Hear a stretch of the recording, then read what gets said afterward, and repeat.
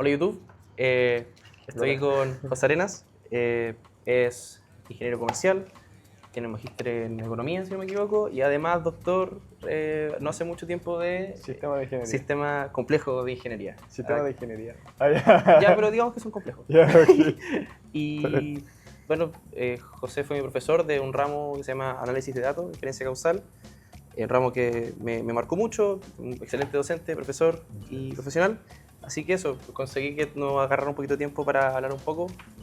Muchas gracias por venir, José. No, feliz. Arturo fue, bueno, mi alumno y nada, pues súper participativo. Creo que le fue súper bien el ramo, ¿cierto? Ya, menos mal. Ya. Pero una vez que me invitaste, feliz de poder conversar de economía, vi tus videos y lo encuentro súper entretenido, súper interesante, así que feliz de poder responder lo que quieras preguntarme. Perfecto, gracias. Bueno, José tiene mucho trabajo sobre como comportamiento financiero en su trabajo, en su currículum. Y algo que me llamó la atención desde que nos lo mencionó hace un par de años fue que él trabaja mucho con el tema de ludopatía. Tiene un paper en ludopatía y quería la entrevista de eso hoy día. Lo primero, como acá en Chile, nosotros desde que se inventó la comisión como el juego responsable, hace mucho tiempo, todo esto sacaba el paper de José, no para las mías. Okay. Existe algo que se llama el VSE, que es como Voluntary Self-Exclusion. Entonces, ¿podríais contarnos un poco de este mecanismo, de como, qué es esto, qué es este mecanismo de como autoexclusión voluntaria? Y si es que, ¿qué pasa en Chile en particular con esto? Ya, súper. ¿Por dónde parto? Ya, como decía, estudio trabajo en el área que se llama Consumer Finance. Esa es un área que surge como entre la intersección entre economía o finanzas, bueno, finanzas del hogar, que es como un área de economía que surgió hace no tanto tiempo. John Campbell fue uno como de los precursores. Y tiene mucho que ver como con la parte de economía conductual, que es como un poco psicología aplicada a economía, que es un área súper interesante. Y utiliza muchos diseños experimentales, como, bueno, como vieron en el curso, como en los 90 hubo una suerte de revolución de la causalidad y se empezaron a hacer harto experimentos, y Household Finance, un poco como con esta intersección en economía conductual, empezó a hacer harto experimento y de ahí como que ha venido como un desarrollo súper fuerte los últimos, no sé, 15, 20 años, como de esa área. Y finanzas del hogar después empezó a intersectar con los departamentos más de marketing y psicología, y surgió esto que se llama como Consumer Finance, que es como cómo se comporta la gente, su comportamiento financiero, y no como que somos tan racionales y como que se estudian los sesgos y ese tipo de cosas. Ya, y en ese sentido yo he estado trabajando harto estuve, ¿cierto? Después ahí quizás lo vamos a hablar, pero ya como que hice la transición a la industria. Pero estuve trabajando mucho en eso. De hecho hice una visita que se llama una visita académica a Chicago con Abigail Sussman, que fue como la presidenta de la Society for Judgment and Decision Making. Y ahí empecé a ver otros temas, y ya cuando volví a Chile, de hecho un poquito antes incluso, empecé a hablar con Omar Pérez, que es profe de acá, que él trabaja mucho en gambling y él como que se especializa más como en la parte de neuroeconomía, que también es un área que se puso muy de moda hace algunos años, que un poco trata de estudiar el comportamiento económico ya como desde el punto de vista mucho más de neurología y con escáner y todo ese tipo de cosas. Ya, toda esa vuelta para decir que él es el experto en gambling.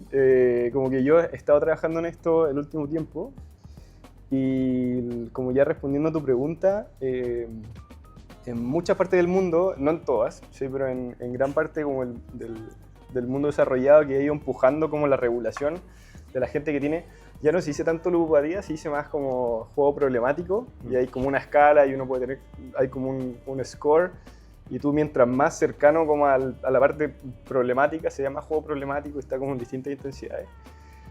Y como te decía, varias partes del mundo han como que tratado de poner sus propias como barreras contra el juego problemático. Muchas veces no sé, están como, hay países que ponen cuotas, entonces la gente no puede entrar al casino, o para entrar un poco pensando en esta como economía racional, dicen ya, para poder jugar primero tienes que pagar, no sé, 100.000 pesos. Y por ejemplo eso, creo que se hizo en Singapur, se ha visto que hace que la gente actúe más con juego problemático, porque va al casino, sabe que tiene que pagar, no sé, 50.000, 100.000 pesos, y trata de recuperarlo jugando más. Entonces al final como es súper entretenido, entre comillas, como ese estudio, porque al final ves como una gama bien amplia, y eso fue uno de los working papers que tenemos con Mario San Clemente de la Super de Casinos, con Omar y también con Pablo de la Super, que un poco hacemos un barrido de la parte legal, ¿cierto? De cómo han ido implementando estas políticas de distintos países, y algunos son más paternalistas, ¿cierto? Como que tratan de ser un poco más invasivos en su política pública versus otros que son mucho más liberales. Chile está un poco más cercano a la parte más, si se quiere, como paternalista. No tenemos una política como tal de juego responsable, pero como el caballito de batalla es esto de la autoexclusión. Y ahora sí lo respondo. Muchas gracias. La parte sí, obvio. de autoexclusión es, tú cuando vas al casino y pierdes mucha plata, les puedes decir, por favor no me dejen volver a entrar. Ya, ok. Y eso en Chile es muy particular respecto al resto del mundo, no porque tengamos un sistema de autoexclusión, que eso es como bien popular, sino porque en Chile la gente es una suerte de pupila y tiene que poner a un apoderado. ¿Sí? Ya. Y eso fue un poco lo interesante de por qué empezamos a escribir este paper, que todavía no se publica, pero por qué lo empezamos a escribir es porque empezamos a ver algunos comportamientos interesantes en esta relación entre apoderado y como pupilo. Y en general la gente lo que hace es como elegir a alguien cercano, ¿sí? Uno puede elegir a un conocido, un amigo. De hecho está como una fundación, no recuerdo cómo se llama, pero es una fundación como de juego responsable, y muchas veces hay mentores. Entonces uno puede ir a la fundación, dice quiero recuperarme, la AJUTER, la Asociación de Jugadores, AJUTER, ya no me acuerdo, pero como un tratamiento del juego problemático. Entonces uno puede elegir un mentor, que de hecho tú no lo conoces, como que te lo asignan. Es como Alcohólico Anónimo, así. Exactamente, es muy similar. O incluso puedes poner a tu cónyuge, a tu hijo, a tu nieto, a tu abuelo. Y eso es un poco lo que empezamos, he hablado caleta, un poco lo que empezamos a explorar. Es la idea. ¿Ya? Y bueno, uno se autoexcluye, ¿cierto? Firma esta cuestión. Uno también lo puede hacer online con la clave única, y de hecho ahí hemos visto algunos detalles, porque parece que muchas veces el cónyuge se mete a la página con la clave única, ¿cierto? De la Super, y autoexcluye a su esposo o esposa. Cuando está ya fuera de control, así. Sí, y eso muchas veces se podrían confundir en los datos, ¿sí? Porque al final la persona no se está autoexcluyendo, sino que el cónyuge como que le quitó claro, ya no es una autoexclusión, es una exclusión directa. Exactamente, pero probablemente igual sea por un juego problemático. Perfectísimo. Y bueno, en Chile uno firma eso, y si no me equivoco, uno tiene 6 meses donde no se puede volver como a desautoexcluir. Ya, perfecto. Sí. Y lo que decía, y es particularmente importante en Chile, es que para poder volver a jugar, el apoderado tiene que firmar. Después de esos 6 meses. Después de esos 6 meses. Durante los 6 meses, absoluta la probabilidad de jugar es 0. Exactamente. Perfectísimo. Sí. Y de hecho ahí es mucho, porque hay muchos problemas como comorbilidad de gente que, no sé, que tiene problemas de alcoholismo en juego, o tiene algunos otros problemas más severos de salud mental. Y muchas veces esa gente después se arrepiente entre medio, llama por teléfono y dice, no, mira, sabéis que es el casino el que me autoexcluyó, como que no fue mi culpa, déjenme volver a jugar. Entonces es bien meterse en ese mundo, para mí fue como muy nuevo, y como que se nota que hay un problema. O sea, en Chile quizás no se compara en otros países, pero sobre todo ahora lo que viene con las plataformas digitales, claro, que y ahora con el Mundial también, sí, po. Hay mucha gente menor de edad que se está metiendo a estos juegos y no hay, no hay como filtro. De hecho, también te quería preguntar de eso eventualmente. Pero entonces, en el estudio, yo lo que leí, el paper del José tiene muy buena data, porque en verdad Chile tiene muy buena data en general, como en todos los ámbitos. ¿Qué encontraron en tu paper sobre este mecanismo de autoexclusión? Cuéntanos un poco, como qué encontraron. Bueno, este fue como el primer estudio, así como para darle más contexto, este fue el primer estudio como que agarramos los datos y se hizo un análisis profundo de hecho, no sé cuál estás viendo ahí, pero probablemente sea el que aplicamos modelos de sobrevivencia. Sí, tal cual. Ya, súper. Sí. No me acuerdo de todos los coeficientes, pero sí, no, ya.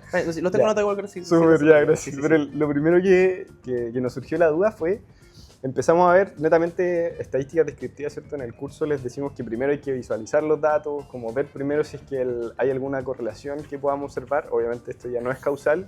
Se pueden hacer cosas con causalidad que todavía no hemos hecho.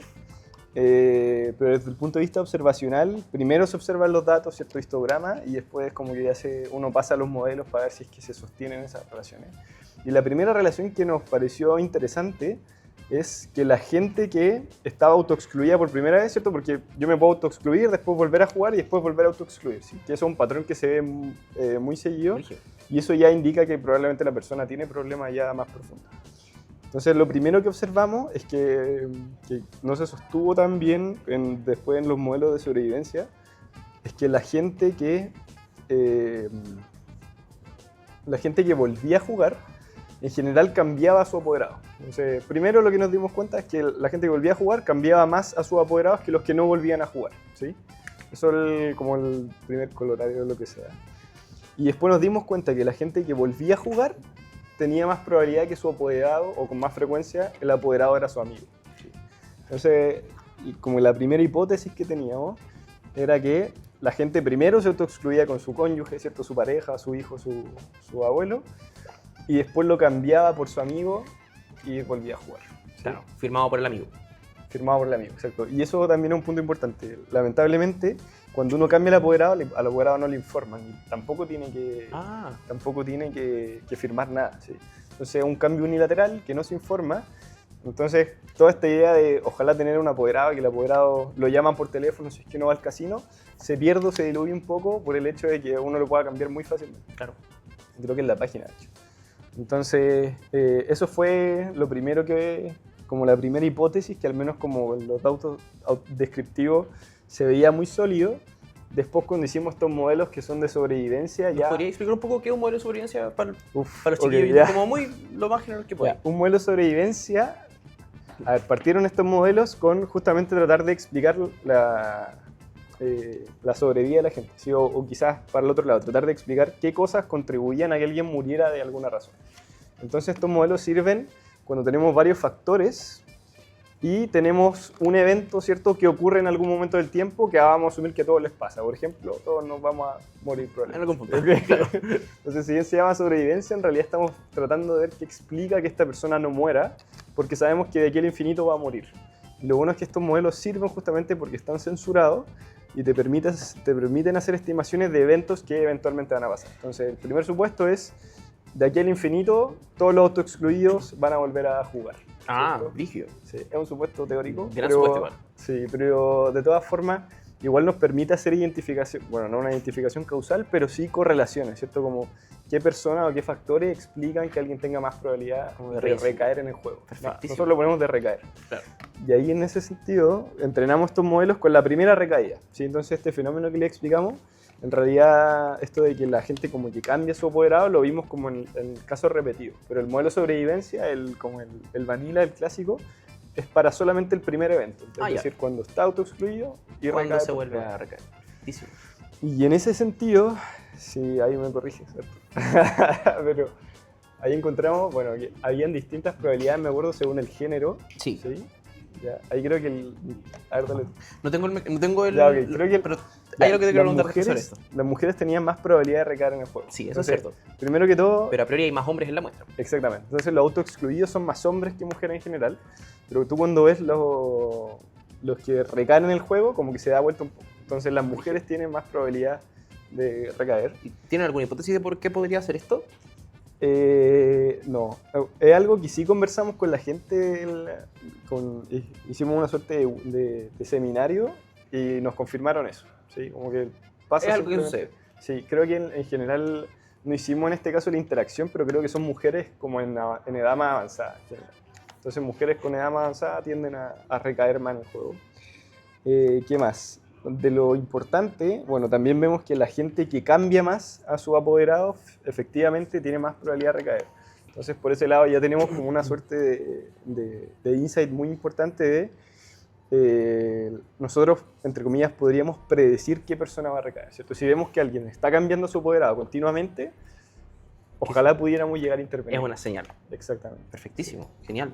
Algo que me llama la atención es que las personas que están dentro del programa, supongo que se le puede decir programa, aprenden mucho cómo a burlar estas restricciones, ¿o no? Ese mecanismo era como el que me comentaste, de como que meten a alguien más que no sabe, o... Exactamente, sí. Sí, esa era, o sea, al menos esa era la hipótesis que teníamos, que no se sostuvo 100% para el modelo de la primera recaída. Corrimos algunos modelos que son de sobrevivencia recurrente cuando ya no es un evento, ¿cierto? Creo que te morís hartas veces. Exacto, no es un evento absorbente, sino que o sea, es como múltiple. Y en ese no recuerdo muy bien los resultados, pero creo que ya de la segunda en adelante ya importaba cuando uno cambiaba por el amigo. ¿Sí? Claro. Pero yo diría que ese sería como el flanco más grande que tiene hoy en día el sistema chileno. Claro, y en base a eso entonces si es que como una buena recomendación de política, porque yo en el paper igual lo recomiendan, pero para que nos cuentes un poco Súper. ¿de qué va? Así como quizá prender una alerta, quizás robustecer el mecanismo de... Ya. ¿Qué nos podría contar un poco de eso? Sí, súper. Bueno, no hicimos la intervención. De todas formas, un poco nos preguntaron directamente, pero entonces lo que tenemos que hacer es, no sé, evitar que la gente cambie su apoderado. ¿Sí? Y el tipo de problemas bueno, y también veíamos, por ejemplo, estacionalidades. Entonces veíamos, no sé, en enero es cuando la gente más recae en el juego. Entonces nos dijeron, entonces lo que tenemos que hacer es, durante enero tenemos que hacer una política fuerte. Claro. Pero en realidad, lo que iba aprendiendo, ¿cierto? Y lo que enseñamos en estos ramos de causalidad es que muchas veces las cosas que observamos no necesariamente son causales, ¿cierto? Claro. Nosotros si es que vemos que la gente cambia mucho su apoderado y después vemos que recae, no significa que si es que evitamos que lo cambie va a evitar que esa persona recaiga, ¿cierto? Entonces, lo que habría que hacer, ¿cierto? Con el punto de vista como más correcto, sería justamente hacer, por ejemplo, una intervención, o sea, podríamos definir un umbral, ¿cierto? Ya sea en base a este score de juego problemático o si es que se levantan las alertas que esta persona está cambiando su apoderado, lo más correcto sería hacer una intervención aleatorizada, Tal ¿cierto? cual. Hacer una intervención, tenemos control tratado o incluso podríamos tener 2 tratamientos y justamente probar si hay un efecto causal de esta política. Porque si es que tú suspendes que la gente pueda cambiar a su apoderado, quizás va a tener el efecto de que alguien no se va a autoexcluir. Claro. Entonces, como yo sé que si es que elijo a mi cónyuge, después no lo voy a poder cambiar, quizás ni siquiera me esfuerzo y me autoexcluyo. Por eso es importante la causalidad de YouTube. Un tema que también me ha tocado un montón. Otra cosa que te quería preguntar mucho era el tema del casino online. Que yo creo que un tema más últimamente, lo vimos todos presentes en el water break del Mundial, lo vemos acá rato en todos lados en realidad. La primera pregunta es cómo esperaríamos que si es que se implementara algún tipo de autoexclusión, porque tengo entendido que la autoexclusión es solo para casinos físicos, ¿o no? El sistema centralizado sí, ¿verdad? Sí, de la super de casino. Entonces, la pregunta es como, si es que fuésemos a extrapolar nuestros resultados de los casinos físicos, ¿cómo crees que, porque pensando en las fricciones que hay para llegar al casino, ¿cachai? Todo eso, ¿cómo crees que podríamos ver quizás efectos parecidos en el casino online? Es una excelente pregunta. Lamentablemente, si es que volvemos como al casino presencial, no tenemos métricas por ahora como de mediciones de si es que la autoexclusión tuvo un efecto. Podríamos hacer un diff en algún momento, si es escalonado o no sé, un control sintético o un ITS, ¿cierto? Un Interrupted Time Series. Como que si tuviéramos datos para atrás, podríamos quizás ver un efecto cuasi experimental, ¿cierto? Como observacional. Sin embargo, como que antes los datos eran como muy desordenados. Antes la gente se autoexcluía en un casino muy parecido a los casinos online. Tú ibas a un casino y del casino te autoexcluía y firmabas una lista y podías ir al casino del lado. ¿sí? Ok. Porque no era centralizado. Exactamente. Y el 2019, si no me equivoco, como que se compilaron todas esas autoexclusiones, se hizo el sistema nacional de autoexclusión y ahí si es que yo me excluyo en cualquier casino o en la página online, no me puedo meter en ningún casino, ¿cierto?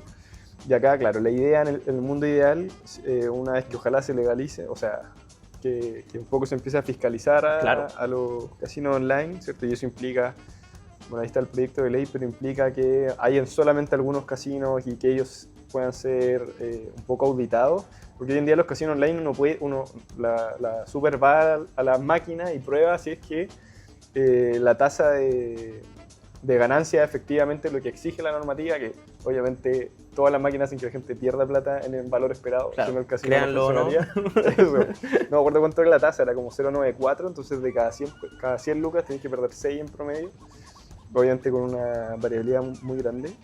Pero hoy en día no se puede hacer eso con los casinos online porque no están regulados. Entonces, el primer paso es ese, como poder definir como las cuotas, poder auditarlo. Y el paso más importante yo creo que es poder centralizar el sistema online y el presencial. Entonces, si alguien tiene juego problemático y está en la lista de autoexcluidos presenciales, se les debería prohibir probablemente en el online. y viceversa, ¿cierto? Y respondiendo un poco a la pregunta, hoy en día si hay páginas con autoexclusiones, hay algunas, ¿cierto?, que son las más conocidas. Yo no me he metido nunca en una página casi. Pero está el sistema. Sin embargo, por la experiencia que he escuchado de gente que está mucho más metida en el rubro, no sé, está Jimmy Ludópata, que es un Instagramer que salió con Francisco Ackerman, que lo conocí. Creo que también lo ubiqué. Sí, ya. He hablado un poco con él y por lo que tengo entendido, no me acuerdo si me lo dijo él otra persona, las barreras igual son altas. O sea, uno puede poner, quiero autoexcluirme, pero es como ya, escanea tu carnet. Y ahora como los dos lados, mira, si es que no funcionó, inténtalo en, no sé, 10 horas más. Entonces, eso igual, un poco, de nuevo, no lo he confirmado, pero igual como que muestra un poco que si bien está la intención, o al menos está la idea como de mandar esta reputación al mercado de no, yo soy como responsable, igual están estas barreras que quizás no son mínimas. Exactamente. Entonces, y además también está todo por detrás, de nuevo, yo no tengo conocimiento de todas las páginas, pero están estos problemas de los incentivos, de no, mira, te regalamos 2 millones de pesos, pero claro, después cuando entras y pones, no sé, 50 lucas, te dicen, bueno, pero para sacarlo tienes que poner, no sé, 3 Tienes que haber ganado el triple. Sí, claro. Entonces, o haberlo jugado a la plata, entonces están todo este tipo de triquiñuelas y son plataformas, hablaba con una persona, no voy a decir quién, pero que conoce las plataformas de personalización. Y estas máquinas son verdaderas máquinas causales, o sea, desde el punto de vista de diferencia causal son bacanes, pero se usan, sí, porque se usan para que la gente gaste plata y poder como perseguirla y explotar comportamiento y gente que es más sensible. Entonces tienen verdaderas máquinas del estado del arte de inferencia causal en que mandan ciertos mensajes y hacen lo que se llama el efecto heterogéneo con Machine Learning. Y se dice, no sé, Arturo tiene un uplift de tanto, que significa que si yo le mando este mensaje y no este otro, la probabilidad de que convierta es, no sé, 10 veces más grande. ¡Wow! Y he hablado con gente que usaba esos algoritmos y son brutales. Es una locura igual. Sí. Porque es data hasta para bañarse, me imagino. Y donde tienen tantos recursos, tratan de ser más competitivos e invierten en esto que al final ni siquiera las empresas más grandes en Chile del rubro legal lo hacen. Brígido.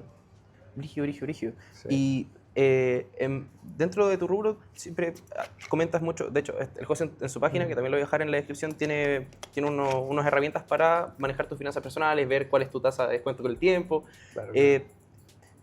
Fuera de lo obvio, ¿de qué forma podríamos entregar un mensaje de que efectivamente el tema de la ludopatía, ¿no?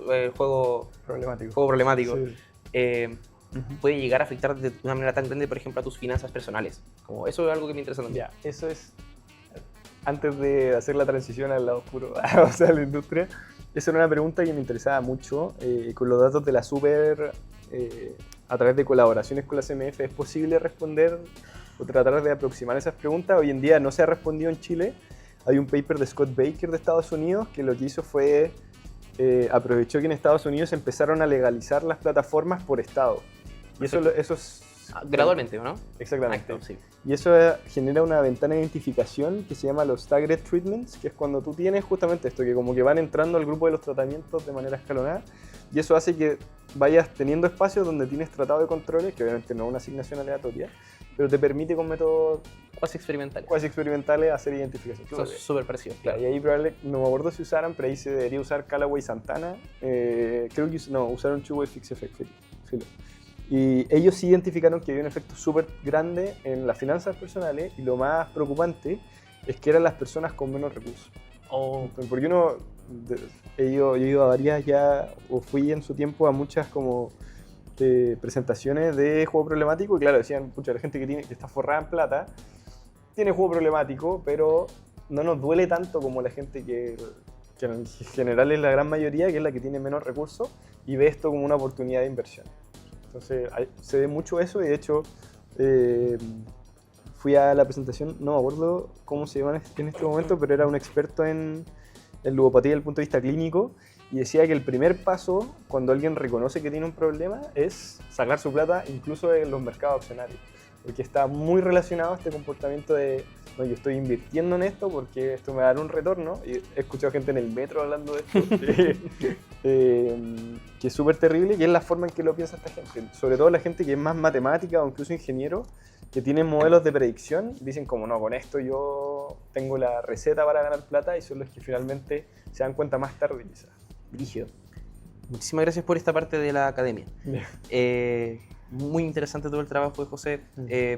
Ahora José está en busca de nuevos horizontes, fuera un poco más alejado de la academia. Y está trabajando en una empresa que está siendo muy vanguardista en todo el mundo de la toma de decisiones como basada en datos. ¿Verdad? La TAM está haciendo un reveal gigantesco hace mucho tiempo y ahí está metido, ¿no? Cuéntanos un poco qué hacía ahí y primero, ¿qué te hizo querer pasarte como de la academia a la industria? Hablando como de tus incentivos, tus proyecciones y todo eso, como qué puede esperar un doctor de la industria que quizás no le otorgó la academia. Ya, ¿por dónde empiezo? A ver, a mí me encanta hacer investigación. Eso es como, yo cuando entré al doctorado, un poco no hice como el cálculo matemático, yo diría como no, entré al doctorado porque quiero hacer esto después. Lo hice porque me gustaba la investigación y quería aprender mucho más. Yo cuando entré en el 2019 al doctorado, recién estaba hablándose como de Machine Learning, habían como algunos modelos bien primigenios, era mucho más econometría, mucho más estadística, y después empezó a transicionar a Machine Learning, y eso me llamaba mucho la atención. Entonces entré al doctorado con esa idea de quiero hacer investigación. Hasta ese momento había hecho mucha ayudantía, hice como 15, 16 ayudantía antes de egresar, y me gustaba hacer clases. Entonces ahí, bueno, se dio la oportunidad gracias a mi profe guía, que fue un poco mi mentor en la parte como de docencia e investigación. Y a medida que fueron pasando los años me di cuenta que, bueno, confirmé esto, que me gustaba investigar. Me gustaba mucho la parte de finanzas del consumidor, que como que tengo otras áreas también aparte de juego problemático, pero me empezó a interesar mucho inferencia causal, que es un poco el ramo que enseño acá en la facultad. Me empezó a llamar mucho la atención y veía cada vez más, ¿cierto? Cuando me metí en esta parte que era más como marketing, que se estaba usando mucho en las empresas. ¿Sí? Yo estaba bien metido en la parte de efectos heterogéneos, que era esto que les contaba de personalización, que se usa en juego problemático con algunos fines, claro. Pero también trabajé con bancos que lo usaban también con otros fines. Y me llamaba mucho la atención. Y por otro lado, como le decía, la docencia, también me empecé a encontrar como satisfacción en eso. Y ahí como el paso lógico habría sido, bueno, voy a entrar a faculty, ¿cierto? A una universidad. Estuve postulando arte, es súper competitivo el mercado. Faculty para gente de YouTube. Sí, faculty, bueno, en Chile hay como distintos niveles de profe. Faculty se le dice cuando uno ya es contratado full time. Yo ahora soy profe adjunto acá en la universidad, por eso hago clases. Pero uno también, dependiendo de la universidad, ¿cierto? Puede ser como profe part-time o profe full-time, ¿cierto? Y el profe full-time es el faculty, ya no le pagan un ingreso como estable por hacer clase e investigar. O en algunas universidades solo hacer clase. Bien. Y en Chile igual estaba muy competitivo el año pasado, que fue cuando yo egresé del doctorado, egresé hace un año. ¿Cuánto estamos hoy día? Estamos a 27 de julio. Egresé el 24. Oh, feliz aniversario de doctor. Y se me fue la onda. Ya. Y estaba buscando, pero el primer paso en general que se hace es buscar un postdoc. ¿Sí? Antes de entrar como profe, donde te van a asignar carga de docencia, uno hace un postdoc que es como seguir investigando, como seguir la tesis doctoral por un par de años. Al infinito y más allá. Sí, pero va y sale y conoce gente afuera. Entonces el camino que había elegido seguir yo era como este postdoc. También postulé a alguna universidad, quedé en una universidad, no voy a decir cuál fue, y ahí se me dio la oportunidad de entrar a esta empresa. Bueno, Vicente, ¿tú conoces? Vicente vendrá alguna vez también, mi jefe directo del proyecto, que algún día también les voy a hablar, pero eventualmente. Dicho fue a un seminario que se hizo en NeuralWorks. Yo trabajo en la empresa Neural, trabajo en la TAM, pero soy contratado por Neural. Se hizo un seminario de inferencia causal para negocios. Y al bicho le llamó mucho la atención, fue para allá y quedó fascinado. Dijo, no, hay un presentador que nos contaba que hacían experimentos desde el color de los botones de la aplicación hasta hacer experimentos con piloto y avión. Y ya me llama mucho la atención. Le pedí el contacto a esa persona porque le pidió el WhatsApp al presentador, le escribí por interno y le dije, te quiero entrevistar para mi curso. Ah, bien. No sé si lo viste. Y ahí grabé un video, ahí está el canal de YouTube, donde entrevisto al Rorro y un poco nos cuenta de qué se trata su pega, y ahí nos decía, la inferencia causal en la industria no se usa solo como para entender mecanismos, sino incluso, por ejemplo, si viene un proveedor el día de mañana y te dice, te voy a ahorrar un 20% de tus operaciones, tú pones a prueba si es que efectivamente ahorras ese 20% con inferencia causal.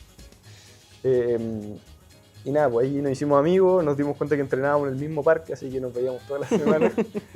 Y un día se abrió el puesto de esta carrera que se llama la Applied Scientist, que es científico aplicado, que es justamente un data scientist, pero con sabor a inferencia causal. Es decir, gente que es experta en experimentos y en cuasi-experimentos. Y llevo 2 meses y 2 semanas, si no me equivoco, trabajando en la TAM, haciendo inferencia causal en el equipo de Fuel, que es combustible. Bien. ¿Y te has sentido, te ha llenado? Sí, totalmente. Yo estuve mucho tiempo trabajando en la academia, que es súper entretenido. Estás trabajando con, no sé, va y le presenta al director de Chile Compra o a la superintendencia de casino. Entonces, como que uno está hablando con gente y haciendo, como teniendo un impacto que es alto, sobre todo si como que tu profe guía o los profes con los que te relacionas están bien conectados y haciendo cosas interesantes. Pero los equipos de trabajo en general igual son pequeños. Uno trabaja con 3, 4 personas. Claro. Conocí a Bicho trabajando y éramos un equipo de 5 personas. Nos reuníamos 3, que era súper interesante porque siempre hay gente muy capa. Pero el hecho de poder trabajar con más personas, y ahora no sé, trabajo con equipos que son gigantes y que todas las semanas voy como rotando porque la inferencia causal no todos lo saben, entonces como que te van rotando por equipo. Y como que todas las, no sé, cada 3, 4 semanas vas respondiendo preguntas que son de dominios totalmente distintos, lo encuentro como muy estimulante. Y virtuoso también, pues claro. Sí, y además como ir como evangelizando un poco de inferencia causal y mostrar, mira, ¿sabéis que este antes y después que hiciste en verdad no funciona por esta razón? Sí. Genial. Entonces lo he encontrado súper satisfactorio, trabajar con mucha gente y además no estar pensando en, tengo que terminar esto para hacer un paper, porque o sea, está bien, pero igual pone ese incentivo perverso de, si es que esta cuestión no es más significativa, quizás... No sé, p-hacking.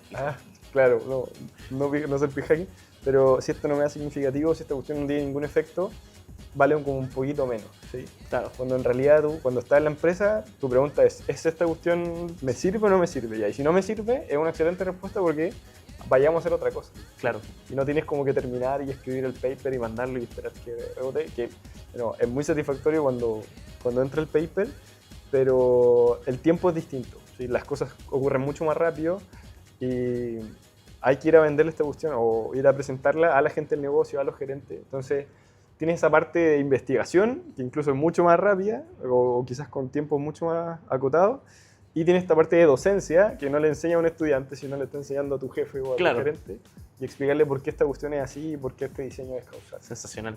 Y unas 2 últimas preguntas para cerrar ya, que no creo que quede el video muy largo.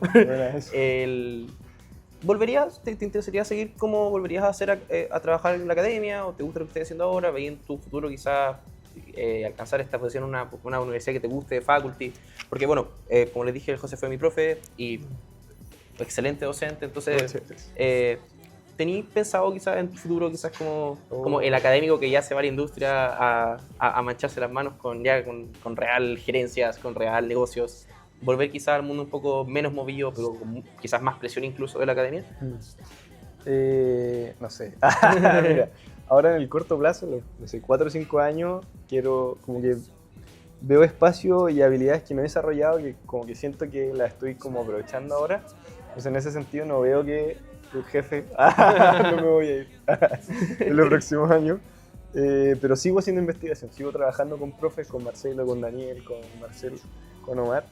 Seguimos trabajando, ojalá de hecho, como te decía, esta extensión a finanzas del consumidor la queremos hacer con este paper de autoexclusión. Entonces la investigación per se, quiero seguir haciéndola, lo hago los fines de semana y eso igual tiene un costo alto para alguien que quiera hacer investigación, pero algo que todavía encuentro satisfactorio. Qué bueno. Quiero al menos cerrar lo que ya empecé. Entonces en ese sentido, los próximos 4 o 5 años quiero seguir ojalá en la empresa, seguir investigando, seguir haciendo clases part-time. Pero ahora, ya pensando en un horizonte mucho más largo, 10, 15 años, no descartaría, obviamente, yo tengo 30, a los 40 ya, si es que no publiqué muchos papers, es difícil que me contraten, pero pensando como en el mundo ideal, creo que sería una buena forma quizás como de no sé si retirarse, pero ya, 15, 20 años más, como terminar mi carrera haciendo clases me encantaría. Sí. Genial. O sea, estás efectivamente viviendo el sueño. Ahora, en este momento sí. Qué bien. Bueno, eso. Y lo último, quizás Ya. un mensaje para la gente de YouTube que se está interesando un poco más por la economía aplicada, como lo que te nazca en realidad para la gente que le interesa la economía y le gustaría quizás perseguir este camino como un poco más aplicado, no necesariamente solamente dedicarse a hacer STEM, sino que ir un paso más allá en la academia o quizás no. A ver, para gente que ya está como estudiando una carrera, por ejemplo, hace un rato me reuní con un alumno y me decía como, profe, no sé qué voy a hacer, un poco quiero hacer un máster, yo sé que no todos tienen los recursos para hacerlo, pero era un alumno de pregrado que quería ver como qué máster, y yo le decía un poco, tú podrías proyectarte y decir, ya, 4 o 5 años más, quiero estar ganando, no sé, X plata, trabajando en tal sector, y para eso voy a elegir este magíster y seguir este camino. Yo soy un pésimo ejemplo porque yo no hice eso. Tengo amigos que les funcionó y afortunadamente como están haciendo lo que querían hacer.